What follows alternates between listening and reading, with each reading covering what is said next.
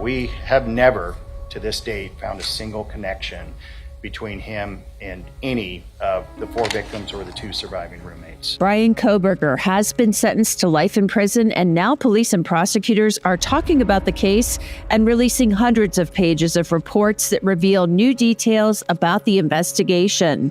I take a closer look at the new revelations, including what a Tinder date told police about what Kohberger said to her about knives.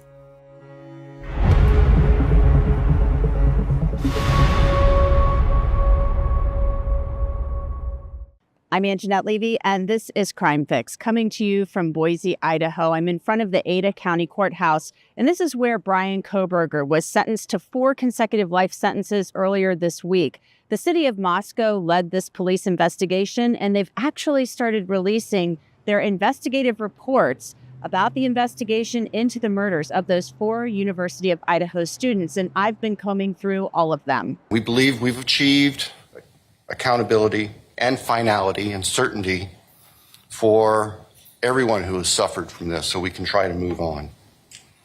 Moscow police released hundreds of pages of reports after Bryan Kohberger was sentenced to those 4 consecutive life sentences. Judge Hippler wiped away tears from his eyes as the victims spoke, and he said he has even wondered why Kohberger murdered 4 beautiful young people. But then he said the why doesn't really matter. But upon reflection, it seems to me, and this is just my own opinion, that by continuing to focus on why, we continue to give Mr. Kohberger relevance. We give him agency and we give him power. The need to know what is inherently not understandable makes us dependent upon the defendant to provide us with a reason, and that gives him the spotlight, the attention, and the power he appears to crave. Yet even if I could force him to speak, which legally I cannot, how could anyone ever be assured that what he speaks is the truth? Do we really believe, after all of this, he's capable of speaking the truth or of giving up something of himself to help the very people whose lives he destroyed?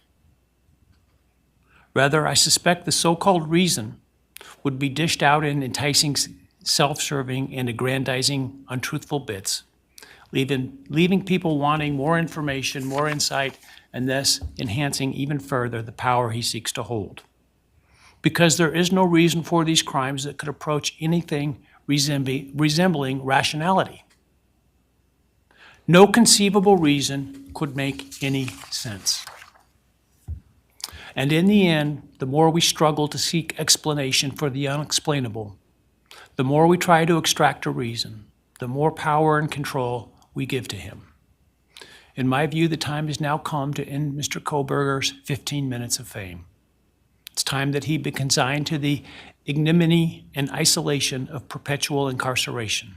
Kohberger showed no emotion throughout the sentencing hearing. He appeared to grind his teeth at times, moving his jaw back and forth as the victims' family members and surviving roommates spoke about their grief, their pain, and their loved ones. Kohberger only moved a few times when he looked at the gallery as people clapped following a few of the victim impact statements.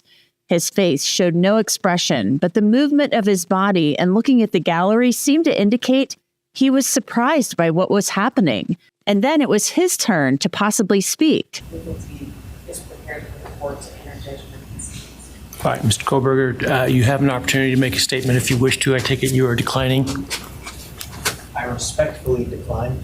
This is a Law&Crime legal alert. Did you know that children are being diagnosed with serious conditions like type 2 diabetes and non-alcoholic fatty liver disease? And research is potentially linking ultra-processed foods to these outcomes.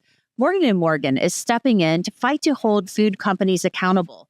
With decades of experience fighting large corporations, they are ready to stand up for families that deserve justice. So if your child under the age of 21 has been diagnosed with type 2 diabetes or fatty liver disease, visit www.forthepeople.com/food or scan the QR code on your screen to learn more. Now, as I mentioned, Moscow police released its first batch of investigative reports hours after the sentencing. Back on November 13th of 2022, Moscow police had a whodunit on their hands when they were called to 1122 King Road. All they knew was that a man in all black had been seen in the home. The first officer on the scene found Xana Kernodle laying in her bedroom, wearing a sweatshirt and underwear. She had defensive wounds on her hands, and the autopsy would later reveal that Xana had been stabbed more than 50 times. She fought for her life. Ethan Chapin was laying in Xana's bed. He had been stabbed in his sleep, and there was a large amount of blood around him and Xana. The bed was soaked. The autopsy showed that Ethan was killed when Kohberger used his knife to stab him, hitting an artery. And upstairs on the third floor, as we know by now, the officers found best friends Kaylee Gonsalves and Maddie Mogan in the same bed. But the officer didn't realize what he was seeing. Kaylee's face was so badly damaged, she was unrecognizable. She had been stabbed more than 20 times. Maddie was asleep when she was stabbed and had no defensive wounds. But then the officer found a clue, something at the back of the home, outside of the sliding glass door. Officer Corbin Smith wrote, "I was assigned to hold security at the rear slider door. This was the alleged point of entry of the suspect. I observed very large footprints in the snow. I used a tape measure, and the shoe size measured approximately 13.5 to 14 inches, and the footsteps went to and from the rear slider door.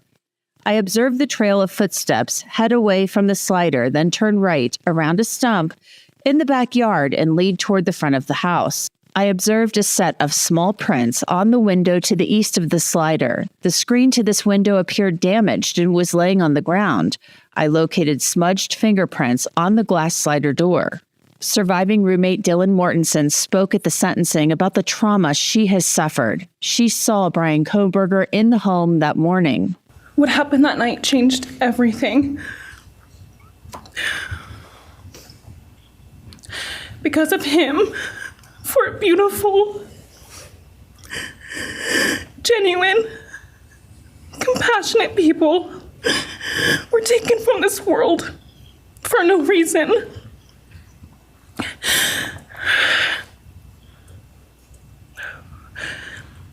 He didn't just take their lives. He took the light they carried it into every room. He took away how they made everyone feel safe, loved, and full of joy. He took away the ability for me to tell him that I love him and that I'm so proud of them. Dylan told police in November of 2022 that she heard a scream at 4 a.m. and she believed it was Kaylee. She told the detective she heard Kaylee scream and say somebody was in the house.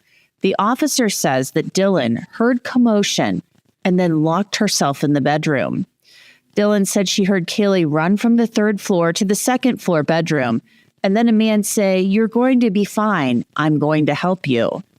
Dylan told the detectives that it was really strange because the man said it, but it wasn't in a nice way. Then Dylan said she opened her door, and the guy was right there. She told police he saw her and she saw him, and he just left. Dylan described the man, who we now know is Bryan Kohberger, as wearing all black and a mask, and he had a bulge of sorts near his abdomen. She thought it might actually be a gun. Dylan then said she called Bethany Funk, the second surviving roommate. Dylan said that Bethany told her she heard a loud boom that she thought was a firework, and then Kaylee's dog Murphy started barking. Dylan also told police that they regularly locked their doors. The documents reveal that 5 days after the murders, detectives discovered the video of the white Hyundai Elantra from the surveillance camera at the home next door to 1122 King Road. A detective said he first saw the white car pull into the neighborhood at 3:56 a.m. and then speed out of the neighborhood at 4:20 a.m. That video would become a key part in piecing together the timeline of the murders and identifying the white Hyundai Elantra driven by Bryan Kohberger. As the investigation continued, police interviewed a number of people, and no one, absolutely no one, could think of anyone who would want to hurt Maddie, Kaylee, Ethan, or Xana. Detectives interviewed people who were at the Corner Club bar that night where Maddie and Kaylee had been hanging out.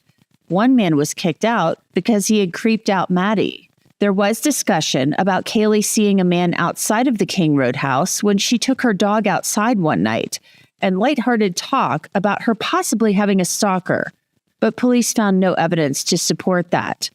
Police also investigated a number of people. One report says on 11/12/2022, the man left his dorm room at 12:05 hours. He was wearing a black long-sleeve shirt and black sweats. At 12:53 hours, the man returned. At 15:03 hours, the man left again wearing a black beanie, black gloves, and a white jacket. At 19:48 hours, he returned to the dorm without the beanie, gloves, and jacket, but then left again at 19:52 hours with a backpack. The man was gone until 11/13/22 at 12:25 hours when he returned to the dorm. I reported the information to Idaho State Police. Now, remember that Facebook account that belonged to a man named Papa Roger? He had posted on Facebook about the murders a lot, and some believed he had inside information about the crimes. And some believed for years that Bryan Kohberger was actually Papa Roger taunting people by posting about the murders. Now police are dispelling that myth. Right. There was no connection. There wasn't at all. And we looked into every bit of it. We took a deep dive into it. We researched it. It wasn't him? It was not. It was not. And police say they also found no evidence that Kohberger followed the victims on social media. And they say he was actually using software to regularly clean his phone and computer. We had the world's foremost experts on this look into it, and there was evidence that he had used software to wipe many of his devices relatively effectively, so there wasn't much evidence obtained after that. He regularly used software to try to clear things off. He used VPN on his devices also. One big question remains. Why did Bryan Kohberger pick these victims and the house on 1122 King Road to commit such a heinous crime? Investigators claim they still don't know why. You know, after working in Moscow for several years as Chief Dollinger, that area is frequented by many, many people at all hours of the night when college is in session. So what Darren and I have surmised is that perhaps it's the old hiding in plain sight. There's lots of people around. There's lots of vehicles around at all hours. It's not isolated where you'd be noticed. So that's where that comment comes from. It does. And no, it doesn't make sense. And it's if you were in that neighborhood at all, it's a very complicated neighborhood. It's very closed in. But at the same time, there's everything from college kids to adults that live there, people that have full-time jobs, part-time jobs. So any one of us could come and go and fit in there. And what about the murder weapon and clothing that Bryan Kohberger wore the night of the murders? It sounds like those items will never, ever be found. There is no evidence that we found that would lead us to any specific, even general location as to where the murder weapon or the clothes have been. And we searched. I mean, the FBI, again, to their credit, we had folks doing soil samples and so all sorts of things to try to come up with somewhere to start searching for these things, and we just never found it. As far as the forensics piece, I'll let Darren speak to that. Yeah, and on the weapon, it wasn't a lack of trying. Everywhere that we had evidence of where he went, based upon phone records, based upon the evidence that we had gathered, we searched that. We went there. We did searches on the ground, in the water. We did searches. We sent soil samples to try to figure out maybe where a shovel had been used.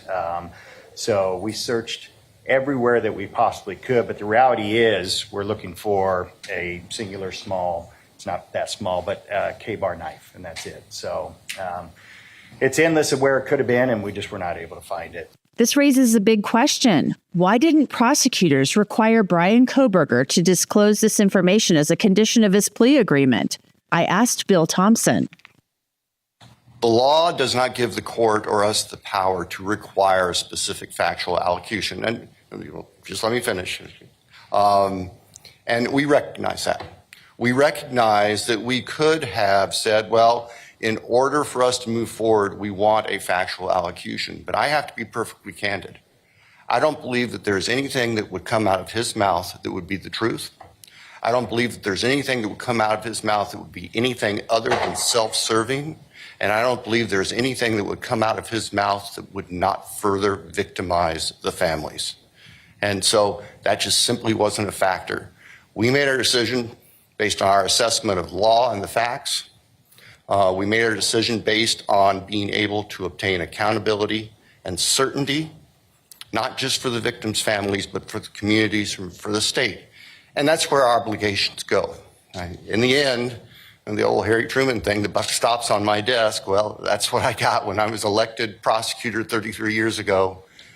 I never dreamed it would involve something like this, but we don't shirk our responsibilities just because it got big and nasty. In March of last year, police talked to a woman who said she met Bryan Kohberger on Tinder in the fall of 2022. She said they talked about horror movies, and he actually asked her what she thought the worst way to die would be, and she responded, a knife. The woman told police that Kohberger responded like a K-bar, but she had no idea what that was, and she had to Google it. The woman said she had stopped talking to Kohberger because he made her uncomfortable. The two had actually planned to meet when he went home for the holidays. Throughout the investigation, detectives have spoken to a number of people, including an inmate who was housed in the Latah County Jail with Bryan Kohberger. He called him the smartest person he'd met in jail, but also said he was a weirdo who constantly washed his hands and showered for nearly an hour. He said Kohberger was up all night and sometimes slept during the day. Police also wrote about another inmate who was being transported to prison and was recorded on video, telling another inmate he believed Kohberger committed the murders, and he could tell by the look in his eye. The inmate was quoted as saying he would hurt Kohberger if it wouldn't put him in legal jeopardy. And Moscow police and other agencies are expected to release more records in the days and weeks ahead, so more information will be revealed. Bryan Kohberger has been transferred officially to the maximum security prison in Idaho. And that's it for this episode of Crime Fix. I'm Angenette Levy. Thanks so much for being with me. I'll see you back here next time.